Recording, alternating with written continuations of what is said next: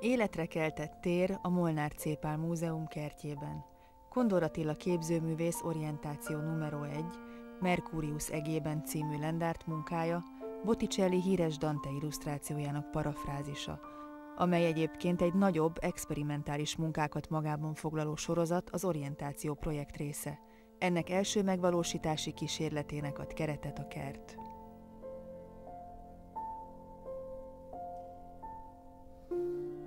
A Lendárt egy olyan gondolat volt, ami több más progresszívnek mondott irányzathoz hasonlóan azt mondta, hogy a művészetet ki kell vinni az utcára, a világba. A Lendárt művészek óriásat, ennél sokkal nagyobb tereket is megmozgattak a Lendártnak a klasszikus időszakában.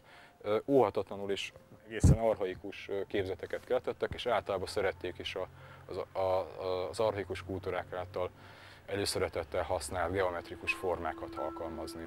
Azokhoz az ősi tradíciókhoz vezeti vissza a gondolkodásunkat, amiben a műalkotás létrehozónak a személye kevésbé fontos. Az én szempontomból nem azt jelenti, hogy itt fel kell oldódni valamiféle kozmikus összhangban, hanem inkább azt jelenti, hogy a szemlélő, tehát az alkotó, vagy aki a gondolatot kitalált és létrehozta mondjuk a művet, fölé tud emelkedni annak az esendő, halandó, individuális természetének. Lényegében egy magasabb, teljesebb állapotba kerül. Dante isteni színjátékához a Botticelli fantasztikus illusztrációkat készített, ezek egyébként befejezetlenek, de így még sokkal jobbak, ilyen vonalrajzok, iszonyú modellnek, olyan, mint a Picasso-nak mondjuk ezek a vonalrajzai. És ahogy ezeket tehát a különböző Dante illusztrációkat kutattam, úgy találtam egy fantasztikusan szép, még Botticelli előtt egy kicsit naívabb fametszetet, hogy egy hatalmas csillagmezőben, ami ezekhez hasonlóan egyforma méretű csillagokból, tehát nem naturálisan van ábrázolva, hanem ilyen nyolcszögű csillagok, különböző méretűek vannak, de tök síkban, ebben mennek az egyébként meg térben ábrázolt Dante és Beatrice.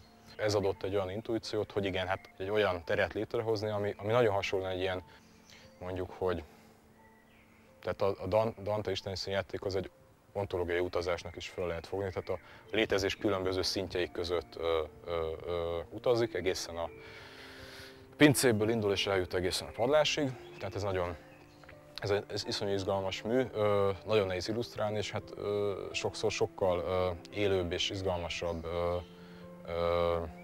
mondjuk, hogy izgalmasabban lehet adaptálni mondjuk egy ilyen szokatlanabb módon. Igazából nem nagyon érti az európai ember az ornamentikáknak a világát. Azt hiszi, hogy csak díszítő művészet, holott lényegében arról van szó,